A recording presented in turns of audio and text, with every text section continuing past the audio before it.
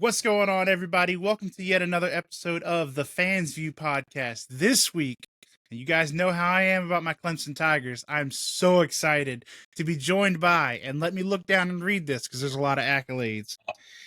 He was a 2005 first team All-American coming out of Bamberg Earhart. He was a 2006 freshman All-American honorable mention. He was a 2009 second team All-ACC. Whew. He was a fifth-round pick to the Philadelphia Eagles. He was the founder and namesake of the Ricky Sapp Foundation, which aims to help underprivileged children. And I think most importantly to him right now, he is the author of a new children's book called Dream Big. Yeah. So with that said, Ricky, how you doing, brother? Man, I'm doing well, man. How you doing, man? I can't complain, right? Nobody wants to hear it. Facts. Amen. Hey, we're too close to football season to complain, my man. Yes. Amen. You're right. So I touched on it in the intro a little bit. I know one of your passions outside of football and stuff like that is the Ricky Sapp Foundation. I've been to a couple of your charities and fundraisers. They're always so much fun. Can you talk a little bit about like what inspired you to get involved in the community like that? Man, you know what? Growing up, I was always the friend in the group that I would just give. I would give my shirt off my back. So once I got drafted in 2010, it only made sense for me to start a foundation and to give back to my community. So I'm passionate about giving back and helping the kids. Yeah, and I know I've been friends with you on Facebook for a while, and there's something that I always see pop up, and I didn't know the genesis of it, and I'd love to ask you about it now. Is CP and Talk to Me Tuesday? So I don't know if you know or not, but I have my own podcast. It's called Talk to Me Tuesday, and I talk about one of my good friends, CP. He's kind of linked with my podcast, but nobody has never seen him. Well, at least they think they haven't. So nobody thinks he's real, but he is. I can confirm he's real. So I kind of use that to kind of promote my podcast and kind of get people guessing and thinking. Yeah, I always see you on Facebook talking about CP, and I'm like, God, I feel like I'm out of the loop. I don't know who CP is. But man, you're always so happy and uplifting. I'm like, I don't care who CP is. Let's get behind him, whatever he's doing. So I know that obviously, community outreach and stuff is a passion of yours. But before community outreach, you were on the gridiron, you were on the football field. And I know it's going to be hard. You were there for so long. Do you have if somebody, sits you down and needs to hear from you some of your just fondest memories of playing ball at Clemson, what would you tell them? Family, the best fans in the world. And if I had to do it all over again, I'd pick Clemson 10 times. Yes, sir. I get asked that question a lot about college football. One of my greatest moments that I always tell people is my first time ever going into a game, my freshman year, first game of the year, playing against Florida Atlantic, 2006. I run in and I look into the stands, and Clemson, man, Death Valley, it's loud, it's amazing, it's awesome, a lot of orange. And I'm looking, and I find my mom and dad, and I never forget my dad did this right here, and I'm like, what is he doing? Yes, sir. That's my greatest moment, man, when I think about college football. Man, that's so good to hear. People don't know it. And this is the Fans View podcast, and I don't even pretend to be impartial. I'm a Tiger, I'm a ride or die Tiger, and I can tell you, every time that cannon goes off, boy, you get those goosebumps. Every time. I don't care how many times you do it. Yeah. I got goosebumps thinking about it, man. Yeah. And that kind of leads me to my next question, because you were with the program up until a couple years ago, I believe, right? Yeah. Same coach. Yeah, sure was. Is it the same thing as a player when you stepped on that field as a coach as well? Oh, man. I almost want to say it's even better, man, because as a player, now I got to see why the coaches were so tough and so hard on us. But I have a new level of respect for Coach Sweeney and his whole staff and the whole Clemson football program, because you see how they run things, why they do things. And man, I just got so much love and respect for Coach Sweeney and that whole staff and everybody in that building. In terms of what they do. People don't see what they do behind, closed doors. All they do is see on Saturday, Exactly. So amazing. Exactly. Man. Well, while we're talking about Clemson football, I I hate to bring it up because I don't like Dabo slander on this podcast or in life in general. But Of where do course. you stand, as somebody that's been in the bubble and now looking, outside in?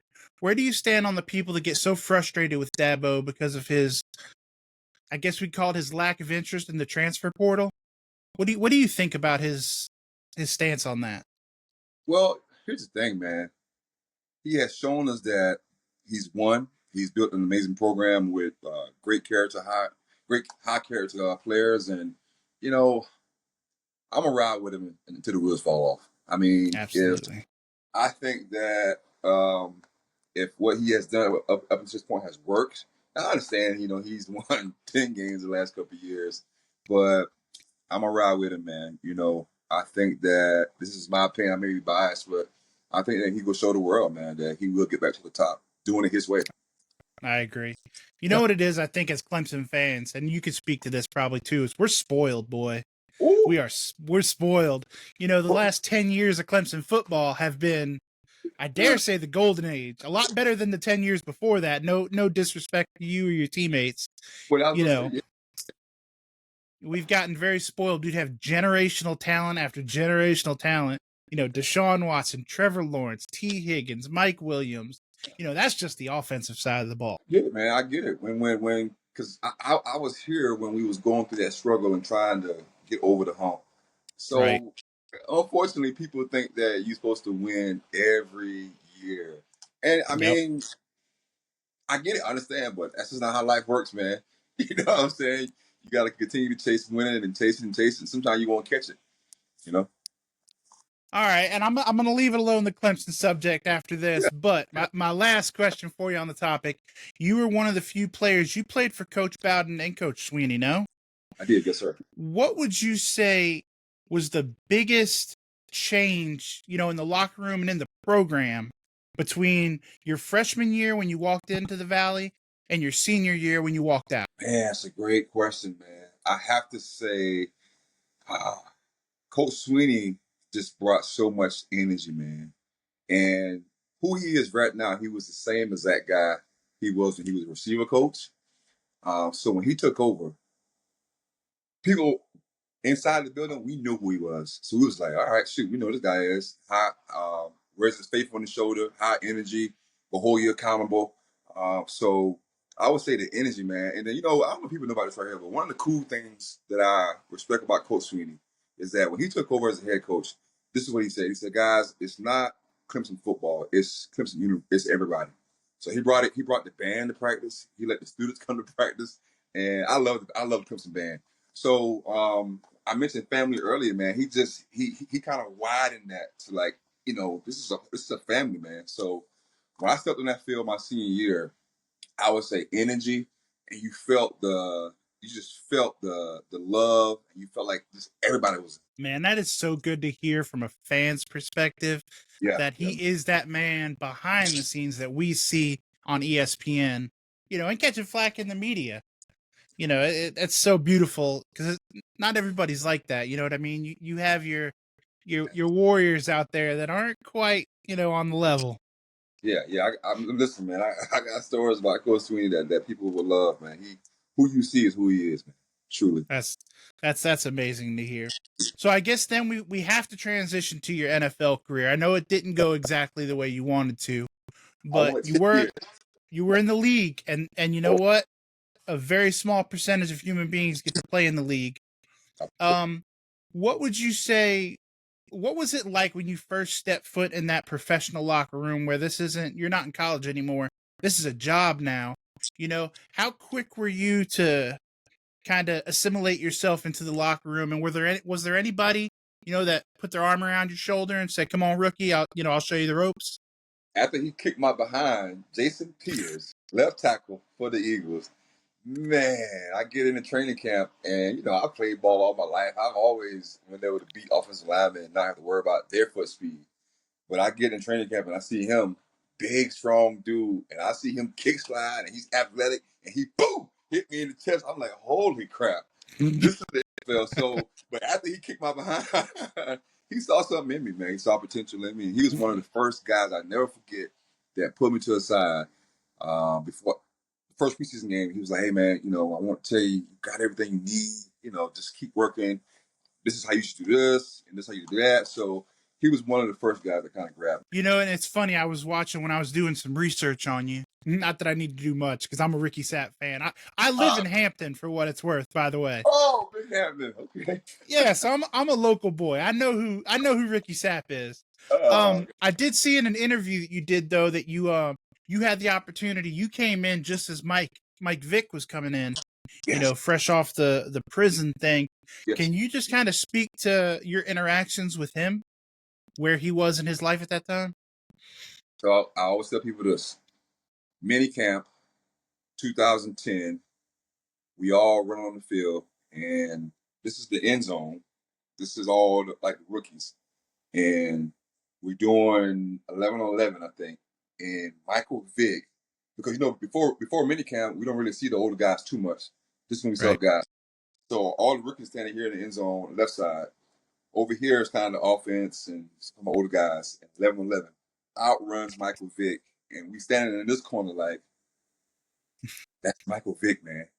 And he goes in, he drops back, he look, he kicks off to the left, goes to the right, he plants and kicks off the score. And we was like, yeah, that's still Michael Vick. So uh, that was an incredible moment, man. But Michael Vick was and is so humble, man. He's just one of the boys, Yeah. humble, and he was everything you think about a quarterback. Humble, down to earth, leader, and he talked about some of those things that kind of happened, man. So it was just cool to Right. see him. It really was. Yeah, and I guess that would be my follow up to you is obviously Michael Vick, the athlete. I mean, you couldn't hold a candle to him, especially at that time. Um, but Michael Vick, the man, obviously you don't really have anything to compare it to because you weren't there for the Falcons days. But just how was he, just as a man, as a teammate? Was he one of those guys that would come to the rookies and offer a helping hand? Man, he was like one of the boys, man. Like I said, he was everything you want in a quarterback. Just natural leader, and Michael Vick is like his magnitude is like it's huge. So when you see him walking around and he just looked like one of the boys and he's talking to everybody, it's like it's amazing to see. Because some guys, you don't they don't move like that. So he was Yeah. just first thing that comes to mind when I think about Michael Vick is he was just humble, down to earth, and amazing leader, in my opinion. And you know what? I didn't have this question written down, Ricky, and I know we'd already talked about your time at Clemson, but I don't think I could interview Ricky Sapp and not ask him about his freshman year. I mean, you were in our locker room with a super athlete in Gaines Adams, who we unfortunately lost way too soon. Yeah. Do you have any fun Gaines Adams stories? Man, you know what? One comes to mind. I don't know if this is a funny one or a good one, but up here, up in Clemson, it gets really cold. Oh yeah, It gets cold up here, yes and sir. it get cold. And before I tell that story, Gaines Adams was Gaines Adams. So of course, he's a big time senior, and in practice, whenever he wanted to come out, hey, I had to be alert and be ready be ready to roll. So that's one thing I will say. But it gets really cold in Clemson, and during the season, before practice one day in the wintertime, I didn't have long sleeves for some reason. And I didn't go ask for none. So I grabbed some. I grabbed one from I took some from my other teammate and went outside and it's cold as crap.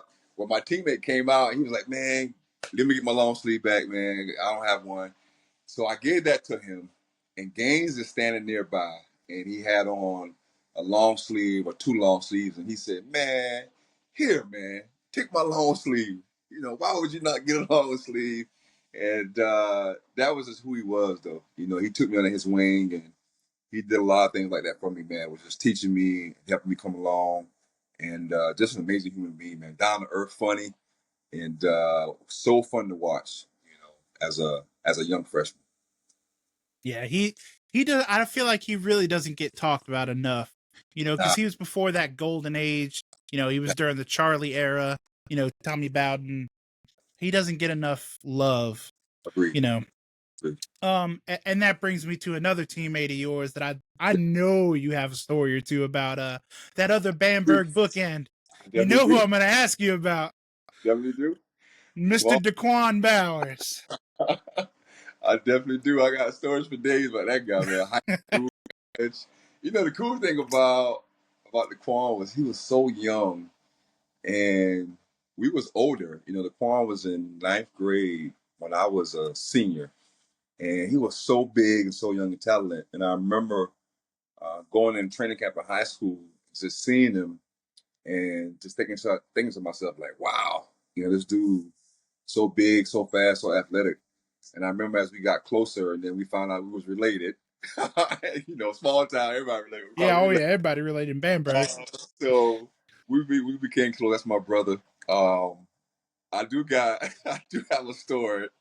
I think the fans will enjoy this. So me and Daquan came to Clemson together, bookends. This is how they treated me and Daquan at Clemson. They treated us like if I got in trouble, he got in trouble. If he got in trouble, I got in trouble. So Coach Rump was our coach my senior year. We was in a meeting watching film. Now people need to understand this about Daquan. Daquan is an X and O guy. Like he is when it comes to X and O's, he's so smart and intelligent with the game. So he's all about film and all that good stuff. So we watched him film one day with D Lyman, and I guess him and Coach Rump got into it, and it was fussing about something. Now me, the other bookend, I wasn't really a film guy, but this day, you know, I was kind of paying attention and focused, and I heard him kind of fussing. But I was like, man, I ain't got time for that. I'm watching film. Coach Rump kicks him out, and as Daquan walks by me, I'm like, man, what's going on? So as he walks out, Coach Rump looked at me and locked eyes at me, and he said, "You get out too. Follow your cousin." No, I can't make this up. But here's the great part about this story. We get down to the locker room, and the Quan is already laying down. And I get down there, and I'm like, bro, what is wrong with you? What is going on? Like I'm ripping him. He looks at me and said, man, look, we got extra time to sleep, man. And I said, you know what? You're right. All right, okay. So that's a real funny story about it, man. They treated us like that when we was at Clemson. Man, that's a wonderful person to be attached to the hip to. Great God. I True need story. Daquan a little bit from my time at Wade Hampton, and man, he's always been just Oh yeah. he's gone. Oh yeah. Oh Good yeah. dude though, good dude. Yeah. Um, what do you think about the I know I said we were done with Clemson, but I can Oh, never be done. I never. What do you think about this talk that, and it's starting to look like it may be happening with Clemson leaving the ACC? Where do you think, where do you stand on that? Man, thank you for asking that question, man. I grew up watching ACC football and seeing Florida State, Miami, Clemson. Long story short, I don't want to leave, man, because I grew up watching all these ACC football teams, man. So I don't want to change. But if it's for the better for us, and I would honestly want to see us go in the SEC. I really Oh would. yeah. Go over there and kick their behind in their conference. But um, I kind of want us to stay, man. And continue to Yeah. dominate the ACC and continue to hopefully the other teams in the ACC continue to get better, so we can kind of, you know, uh, come back to what the ACC used to be when Miami was good, Florida State was good, and all other teams. Yeah, I mean, are you of the mindset that these conferences are just getting just out of control? I mean, what do you think about all this conference realignment, just in general, not even I think it is, man. I think it is. Of course, it comes down to money, TV money, and all that stuff, and Yeah. with the realignments. But you know what, man? It's kind of almost getting out of control, just like the transfer portal and the whole Yeah. NIL, man. So it's kind of like a lot of chaos right now with college football. So I would say it's kind of getting out of control, and Yeah. I would say, Yeah. I mean, I think we jumped the shark maybe when we put Stanford as West Coast as you can get into the Atlantic Coast Conference. yeah, man, it's far.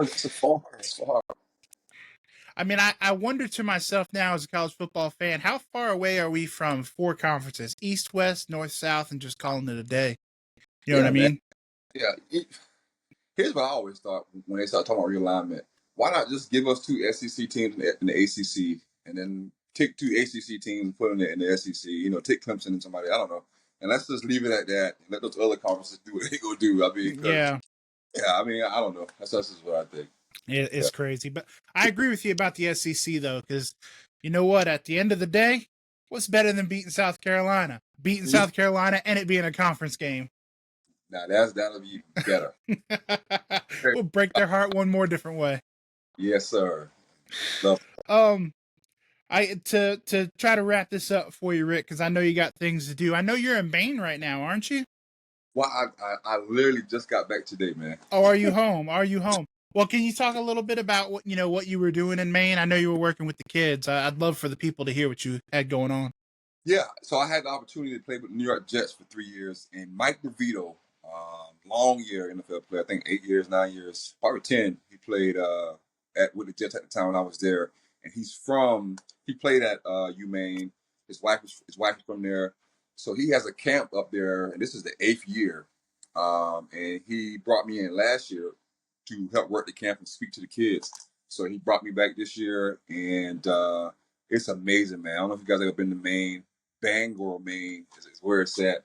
But it's a 3-day camp. They do offense, defense, 7-on-7, and it's all kids from about I think 8 to 14, and it's at Herman High School that we had it this year. And I go in and help with the drills, and I speak, and it's an amazing time, man. And I get lobster every time I go because you got to get lobster in Maine, man. That's right That's there. right. Yeah.